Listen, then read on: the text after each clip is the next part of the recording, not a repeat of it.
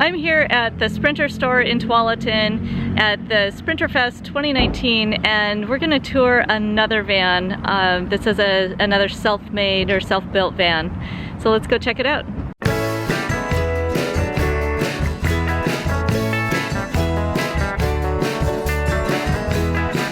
Hi, I'm Paul Schroeder. I live up in Hansville, Washington, and this is Shiloh, our trusty companion, and my wife Tommy is in the van. So this is a 2017 Sprinter 4x4. We were looking for one for 4x4 because we travel quite a bit in the wintertime and wanted to make sure we could get through the snow, and this thing is a tank in the snow. It works great. So that was okay. Call it. And so we got this as a crew van. It was completely empty, so first thing I did was stripped it all out. I sound deadened it, insulated it, and then started building all the cabinets. Kind of did it a little bit backwards. I probably should have did all the electrical and plumbing first, but you know, I'm a cabinet maker, so I like doing that stuff first. So obviously this is your bathroom. Yep, that's eventually I'm gonna build this out with a shower back here. Put in water. I got a 20-gallon water tank in here. Fresh water. And of course, like I just said, I did things backwards. I built the cabinet and then I tried to find a water tank to fit. Fortunately, I did. I have the base camp instant water heater. Runs off of propane, works great. What I liked about this was it had the spigot already, and you just turn it on. You get hot water so you can do your dishes. I've got gray tank underneath here, just the 7 gallons that I pull out. I hate rattles, so I got everything down. Great idea. Got the max air fan, and that works really well. This here, just closet and pantry. So we got lots of storage. I got 2 full depth shelves for all our pantry stuff. Up here I have for electrical, for AC electrical, I went with the Yeti system, and I got it from Costco, Yeti 1000. And then kind of have an electrical and construction background, so I figured out how to run switches to be able to control between solar and shore power in the Yeti. And I've got 200 watts of solar on the roof. I got a microwave, TV, DVD player.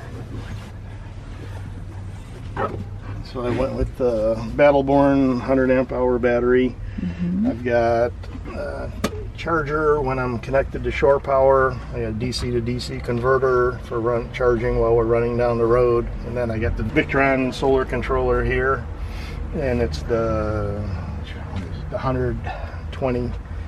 And then that's the IntelliPower for the hooking up the shore power, and of course all the fuses and shutoffs. And just an electric heater here. We have the Espar Heater, sits underneath the passenger seat. And why do you have both? The Espar works good, but sometimes when you're hooked up to shore power, you just want to turn on the heater a little bit just to take the chill out, like we did last night. It got a little bit chilly, so I just turned it on for a little while and took the chill off. But then my wife was saying it was a little cold in the bathroom with the Espar because she goes bird hunting with me in the fall and winter, and it gets a little chilly when we're boondocking. So I ran the ductwork here, and I got a vent coming out there and one back there by the toilet. And also there's enough heat there that'll keep the Battleborn battery above 32 degrees, which it needs for charging. And up here we have the Dometic refrigerator, and then my cooktop sits in a drawer here. Just smart. use the Coleman, and it works really well.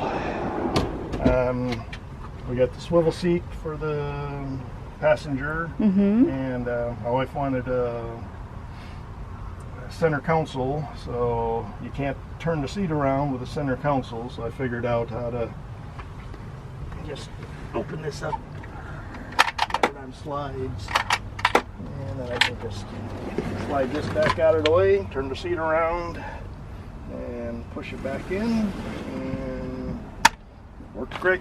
Smart. Okay, don't forget that's unlatched. And built the overheads storage there. I saw that, I think it was Humble Road, he did one, and it was like $20 worth of parts and took me like a half an hour, but it just really works great. It's awesome. And it's useless space anyways in a Sprinter. So does your bed convert? What? You know, I had it, this is a table, and I had it converting to a table, but we never used it. Yeah. So I got rid of the pedestal. I still have it in the garage, and now we just use it for storage underneath and just leave it as a bed. And you know, the dog usually is the one that's laying here, so it works out good. So yeah, I thought we would use the table more, but we really didn't. So how much do you use the van? Well, it's my daily driver for work. Oh, okay. So I use it quite a bit, and then we take, I don't know, 3-4 trips a year of a week or longer. Okay. We just got back last weekend for a week up in Jasper, Alberta. Nice. And we were out looking for bears, and we saw about a dozen of them. And but we were up in Banff and Jasper last fall. We've been to Jackson Hole numerous times, Yellowstone, Glacier National Park, and you know, all those. Mostly we've been staying in the Northwest. We're gonna, I think this fall our next trip's gonna be out to the Badlands and to Mount Rushmore. So, but yeah, it's no, and we don't stay in it every night. We do hotel it. Oh, okay. Once in a while. Okay. That's, so if we go on a week 10-day trip, we'll probably do 4 days in a hotel and 6 nights in the van. So it's without the built-in shower, it's kind of convenient to stay in a hotel once in a while. Yeah. Great. Well, thanks, Paul and Tommy, for showing us your home on the road. All right. This is Joni with the Galavan. Enjoy your journey.